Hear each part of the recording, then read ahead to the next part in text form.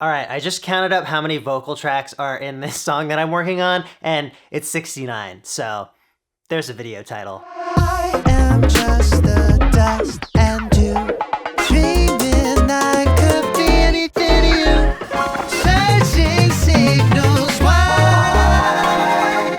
Andrew Huang here, hello. I'm working on this crazy track and I ended up doing some really interesting things on it vocally, both from a theory and a production standpoint. So I thought I'd share those with you in case they could be helpful or inspirational. And yeah, we can just see what all these 69 tracks are doing.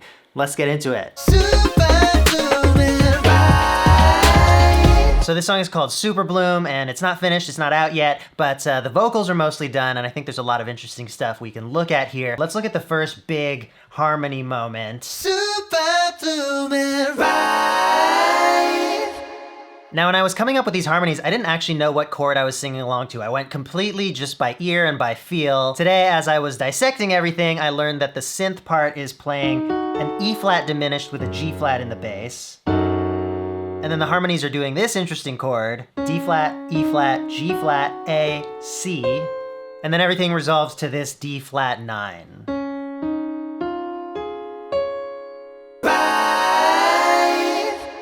And to come up with that harmony, I just did the most obvious parts first, so I think the first one I added was the E flat to the F, and then I just added on top of that, and it's like, as I kept going, they got more interesting and weird, but also not as important to the main chords. I think the last one I added was that 7th, which wasn't in the original chord, but was just a cool extra flavor that occurred to me.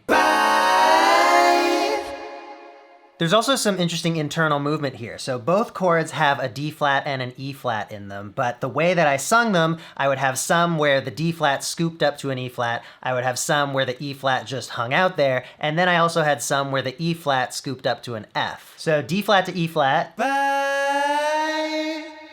just holding on the E flat,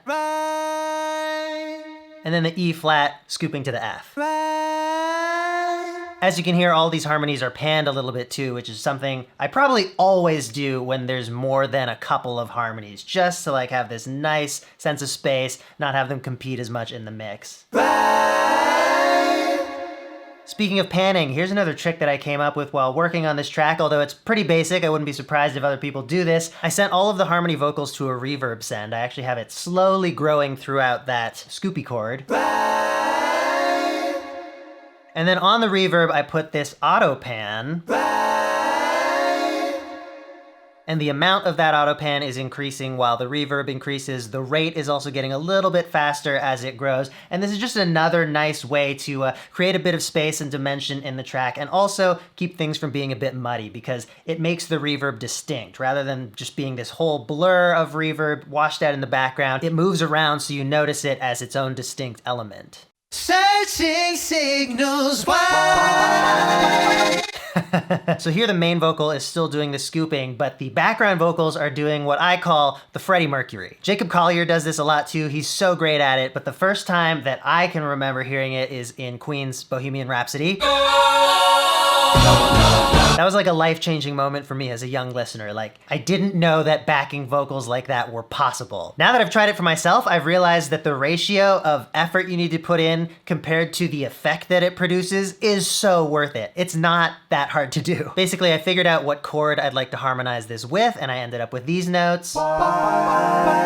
And then I just decided rhythmically how I'd like to place them. I don't know if I can sing that very well. There's such a range to it. I'm not Jacob.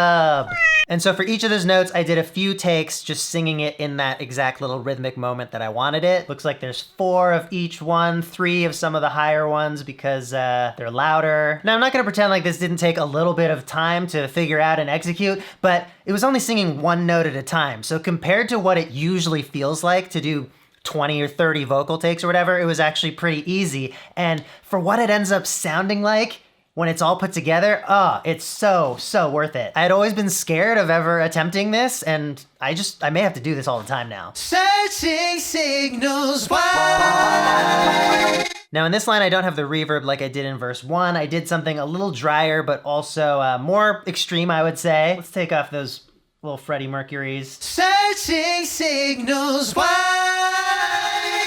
So firstly, there's 2 layers of this vocal, and they do end up splitting on that scoop chord. One goes down, one goes up. I'm automating a tremolo to increase in amplitude and speed as that part happens. And I am still sending it a little bit to that reverb, but then I'm also doing the same kind of tremolo automation on the reverb. And then I also have a distortion growing over the course of that, but just on the reverb. Here it is without the distortion. A lot darker. And I wanted to do that because this line says searching signals wide, and there was something about like the crunchiness of putting that reverb on it that just made me feel like it was like, I'm going through static, I'm thinking about radio signals or whatever. Just the tiniest little bit of text painting there. Is that text painting? Something about like the sound actually connecting to the meaning of the words? Someone will correct me in the comments. You can always count on the comments for that. And that tremolo stutter is also echoing something that's happening at the same time in the drum edit. So we just have this moment where time feels like it's kind of being stretched and everything is getting a bit glitched out, but all uniformly kind of speeding up into the same beat. Fun stuff. I want to show you something fun I did with Auto-Tune, and by the way, I have 5 licenses for Auto-Tune Pro to give away. More info about that in the description, and thank you to Auto-Tune for being one of the sponsors in this huge giveaway. So check out this note. I didn't actually sing that with that scoop in it. I just sang one note that I held, and then with Auto-Tune, I bent it to get that perfect glide. And I didn't do this with all of the layers of these harmonies, but I did it on a couple of them because it changes a little bit of the timbre of my voice. And so I thought with so many vocals, it might be interesting for there to be some variation between the actual timbre of my voice. So this is Auto-Tune Pro, and you can use it as just an automatic tool to throw onto things and have them be tuned, and you can tweak the parameters of how quickly it tunes and how naturally it tunes. But for this particular example, I used the graph mode. So what you can do here is actually move notes around and even draw the exact way that you want the pitch to go. You can even retime things by, I believe, up to 10 times slower or 10 times faster. For this example, we're just gonna click on pitch, not pitch and time, because we don't need to do any retiming. And now I'll press play. And that note is now in Auto-Tune, and with this red line, you can see the exact pitch variations in what I sang. Now that note was already Auto-Tuned before, and I've rendered that out and flattened it, but I didn't have it on like a completely flat, firm setting. So there is still a bit of variation in this note, even though, as you can see, it's very, very close on this D sharp line. A little bit of vibrato preserved at the end. So what I'm gonna do now is highlight this note and then click Make Notes, and you can use external MIDI to set exactly what notes you want, or if you just hit Make Notes, it detects what notes you already sang.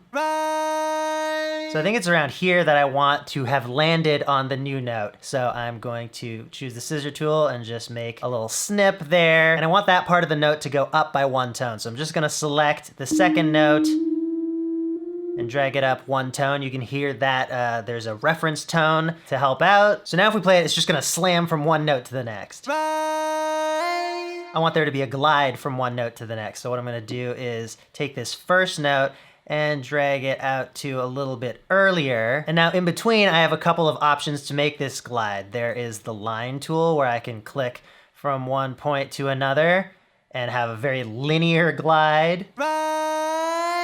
Or if we undo that, using the curve tool here, I will just draw something that maybe starts more gradually, then gets higher, then also tapers off more gradually.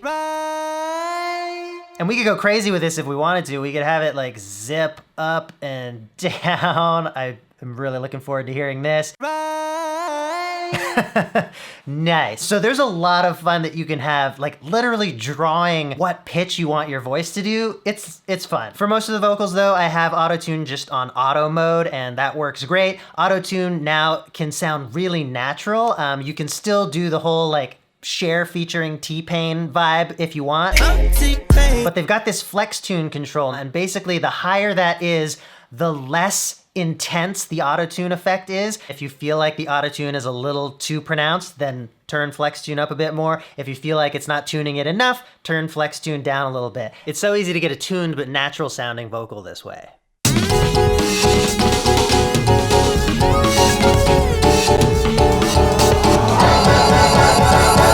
we've got another weird section of this song, and you just heard a whole bunch of background vocals come in. These guys are another nice swooping chord.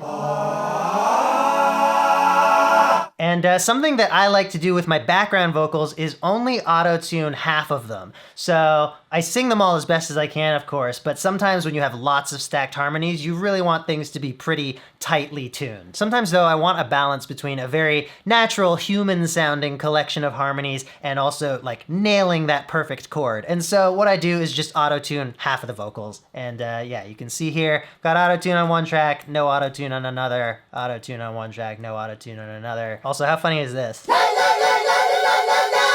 It's so weird, but it just felt like the right thing to do in that one moment of the song. That's another reason why there's so many layers of vocals in this track, is I just like was sitting here with my mic as I was working on the vocals and just like trying stuff out. And if I liked an idea, I would add a whole bunch of harmonies of it. And so you end up, if you look at this track, with like all of these parts of the song where there might be like 20 or 30 tracks just for like 5 seconds of the song, and they're never used again. By the way, some of you have been commenting, and yes, I have upgraded mics recently. I got a couple mics from Loughton Audio. This is the LS208, and there's also the Atlantis over here on my desk arm. So the SM7B is in storage now. I still think it's a great mic, it's a classic, but I just much prefer the high end on these two, and also I feel like they just provide a bit more clarity and detail. So yeah, shout out to Loughton Audio. Now you may be asking, why do I have all these harmonies on separate group tracks instead of just having all the harmonies on the same harmony tracks? Like, why are these ones up here, but these ones are down here, but they don't overlap? So is it necessary for the tracks to be separate? And there are a couple of reasons for this. So firstly, I've got different effects on each one. You can see with this Freddie Mercury moment, I was experimenting with this phaser, which I still haven't decided if I'm gonna keep or not. Let me know if you like it. In context. Dancing signals, why? Dancing signals, why? It's very subtle. On this scoopy choir, I've got a micro shift, and I also wanted to EQ it a certain way. And then as you can see on those weird la-la-las, I have a whole bunch more on the vocal chain. Now on top of that, depending on what parts I'm singing, I have individual volume and pan settings for every one of these tracks. And so while it would be more like conservative track-wise to put all the harmonies on the same tracks and then automate stuff, that would just be like a nightmare to deal with organizationally. And so, you know, with the luxury of modern DAWs, just add as many tracks as you want. I will totally just have 69 tracks of vocals where there didn't necessarily have to be, but it does make it just easier to work with.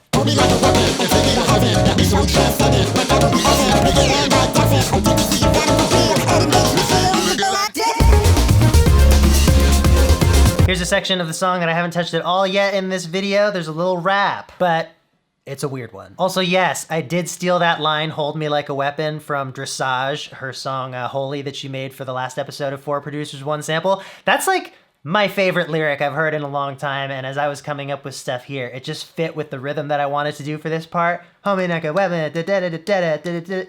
Anyway, sorry Keely, ripped you off. Now here I've got 4 tracks to do this rap because I've got one kind of pitched up. Hold me like a weapon and take me to heaven. Got a pitched down version. Hold me like a weapon and take me to heaven. And on the final line, I added some extra effects to the low one and also did this like pitch move on it. It makes me feel a little good. This one also has different warp mode settings, and I feel like this feature has come up a bunch recently on my channel, but I've got this vocal in beats mode, preserving 16th notes, and then I've turned the transient detector envelope thing down. What is it called here? Transient envelope. Cool. Turn that down a bunch to 38, so now you get this really staccato, like, I guess, does it mean it's the first 38% of each syllable that's gonna play? Not entirely sure on that exact detail, but just another way to kind of like spice up your vocals for that kind of flavor. Ooh, just get a little close to me. There's a nice little chill echoing snare there, but it's actually the final 2 layers of our vocals. It's just me going into a little dark reverb. That's all it is, one panned halfway left and the other one halfway right. These are the types of tricks that I'm not sure about giving away because I don't feel like it sounded like a sound when you hear it in context, but now that you know it is, maybe that's what you're gonna hear when you hear this song whenever I put it out. I don't know. Anyway, I like the way it sounds. Maybe it ruined it for some of you. I'll just remind you about that giveaway one more time. I've got 5 Auto-Tune Pro licenses to give away. This Novation Launchpad Pro Mark III is in the giveaway. I really like this one because they added a probability and mutation mode to it, so you can set up a sequence and then have it kind of automatically change, and I don't know, it's fun for generative stuff. Chase Bliss Warped Vinyl Hi-Fi Pedal, Analog Vibrato and Chorus. Super wavy. Arturia is also putting a lot of stuff into the giveaway. Not the Keystep Pro. This has become my main MIDI controller now, but I got an early one from them because we work together a lot. And I think there's some like COVID related supply chain issues, so this is not being like mass distributed yet. So what they're putting in instead is a bigger MIDI controller, the Keylab 49, as well as some smaller ones, the Microlab. And there's a few licenses for Pigments, their soft synth that we're giving away. So all of that and more is in the giveaway. You can check that out at the link in the description or tap on this card. Hopefully that's working. And yeah, thanks for watching. Let me know if you like this kind of video, and I'll see you in the next one.